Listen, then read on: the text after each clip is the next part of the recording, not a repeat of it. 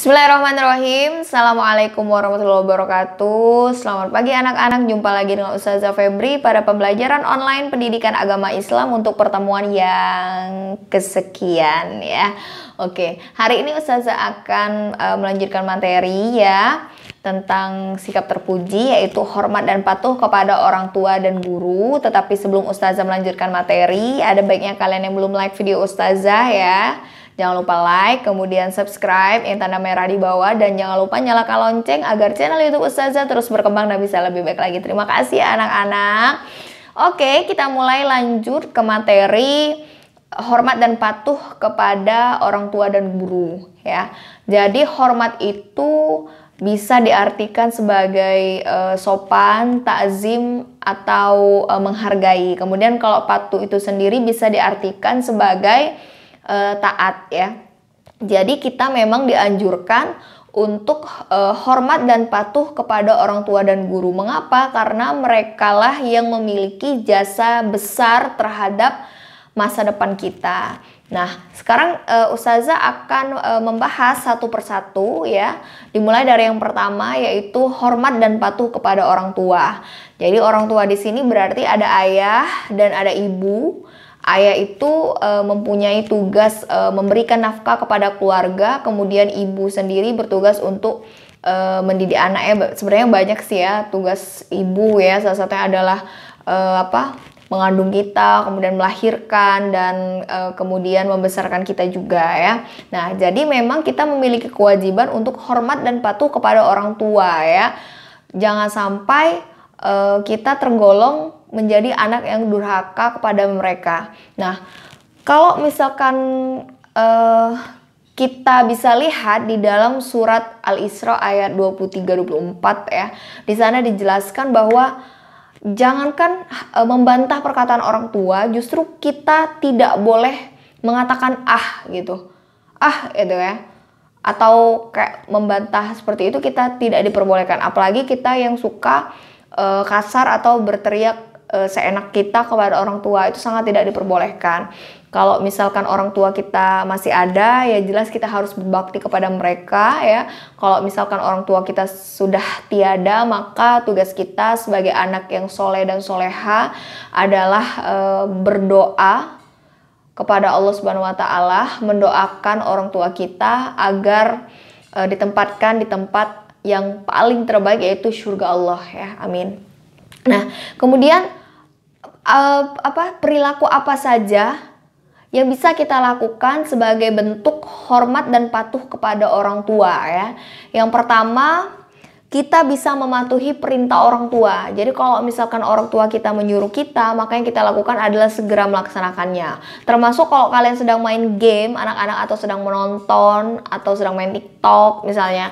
Kalau orang tua kalian memanggil, silahkan langsung ditemui. Misalnya, nak, ibu minta tolong buat kamu ke warung, buat kamu tolong balikan gorengan ibu. Nah, kamu harus segera, jangan sampai kamu banyak seperti itu ya. Jangankan seperti itu saja, tetapi kalian berkata saja tidak boleh. Nah, kemudian yang kedua, bertutur kata sopan kepada orang tua ya. Jadi jangan berteriak, kemudian jangan berkata kasar seperti itu kepada orang tua ya. Ini orang tua kita loh, bukan teman kita gitu ya. Jadi kita harus lebih bersikap sopan santun terhadap mereka.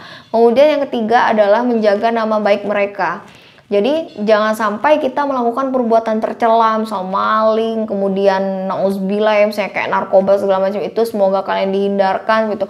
Orang nggak bakal nanya kalian itu siapa, orang akan bertanya, Kak, dia itu anaknya siapa gitu. Makanya mulai dari sekarang kita berusaha untuk menjaga nama baik orang tua kita, jangan sampai tercemar karena perbuatan keji kita gitu ya.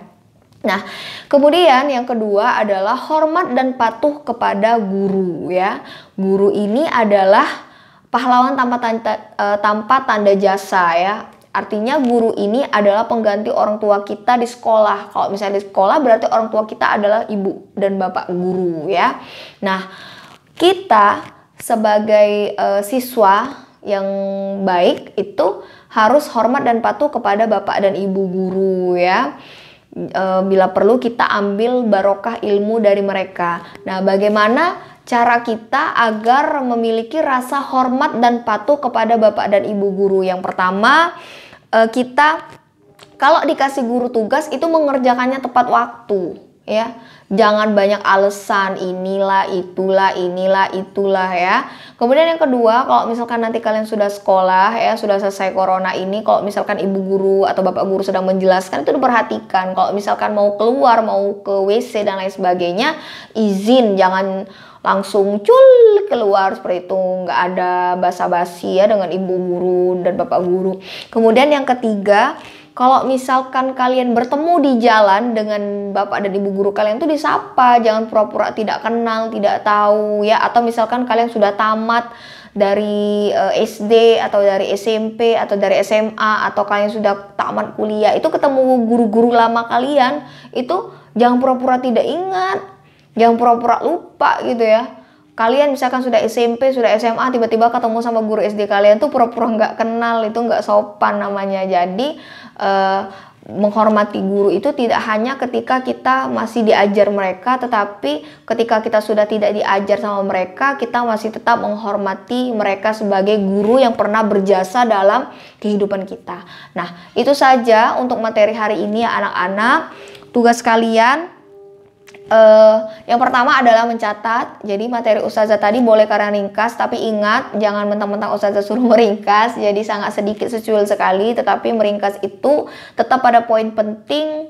Dan poin penting itu ustazah pikir lumayan banyak ya dari yang ustazah jelaskan tadi ya. Jadi untuk catatannya mohon untuk diperhatikan untuk mencatat lebih baik lagi. Kemudian tugas yang kedua adalah karena kita lagi corona ya, jadi tidak mungkin ustazah tugaskan untuk berbuat baik kepada bapak dan ibu guru ya secara langsung. Maka tugas kalian adalah berbuat baik kepada orang tua. Jadi tugas kalian yang kedua adalah memvideokan kalian sedang membantu pekerjaan orang tua. Ingat ya, memvideokan bukan foto. Kalau foto bisa jadi kalian pencitraan, cuma misalnya pegang piring kotor di foto selesai, tapi nggak dicuciin piringnya. Maka tugas kalian adalah memvideokan. Betul-betul kalau misalkan kalian membantu orang tua kalian mencuci piring, berarti kalian benar-benar mencuci piring. Kalau misalkan kalian membantu orang tua kalian mengepel atau menyapu, menyiram tanaman dan lain sebagainya, memang harus divideokan seperti itu. Jadi tugas yang pertama mencatat, tugas kedua adalah memvideokan